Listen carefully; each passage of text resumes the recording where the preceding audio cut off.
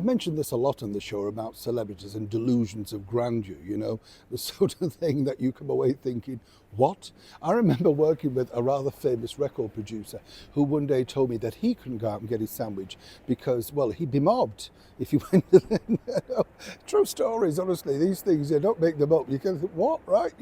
Now, yes, they were very successful, all that sort of stuff, but nobody would have known him in a queue if it was a queue from Crime Watch. But that's the delusion of when fame and insanity take over and the riches come in, that sort of stuff. And this is exactly now what's happening, some might suggest, with the former royal known as Meghan Markle. Always had a high opinion of herself and obviously liked to elevate herself, coin a phrase there, chums, because basically, she thought she was bigger than she was. Third rate down a cable TV soap. But bottom line was, they liked to bill her over here when she joined the British monarchy as a Hollywood star. She was never a Hollywood star, never won any awards, and not a great actress, but that's beside the point. Now, here's where it gets really interesting, because as we now know, Meghan situated herself inside the Invictus Games for all the glory that it was. But what was fascinating was that what unfolded over the last couple of days. Let me explain. Morning, nice to see you. We'll have a lovely wave. Thank you so much as ever for your time today, talking to you, of course.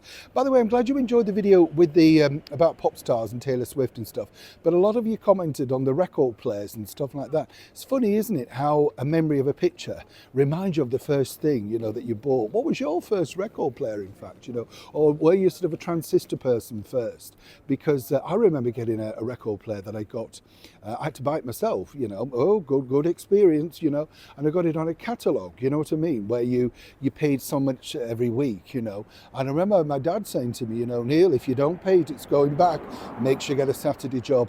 But I was so proud of it because you had the two speakers, one that you put on the wall, one at the side, you remember, and the drop down record player. Yes, memories, eh?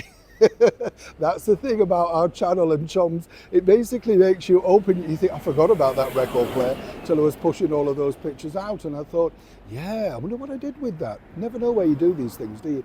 Maybe it just fell apart, who knows? It's a little bit like this, isn't it? The Invictus Games apparently could have fallen apart with the departure of its star. No, not the veterans, don't be ridiculous. All the people taking part, no, it's all about Meghan, you see.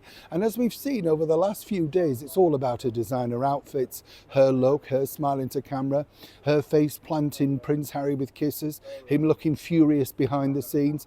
Nothing's gone particularly well, and let's not forget, that this is costing £5,000 a night just for the hotel, right?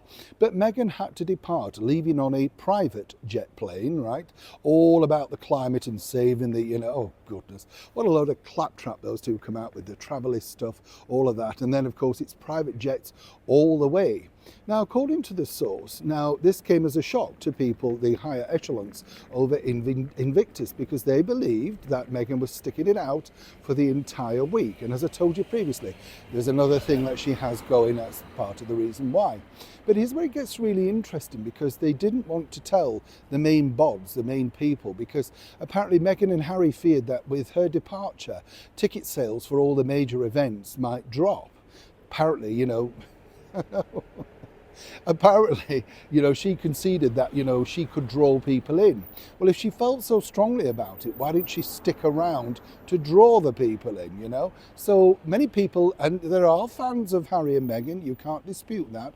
There are one or two that still, want to support them.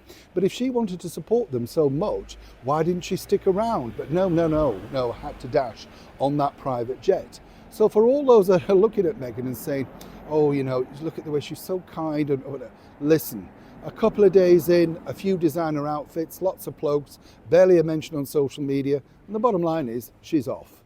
That's the input that Meghan decided to give the Invictus Games. Anybody else agree? Neil Sean in the very heart of London.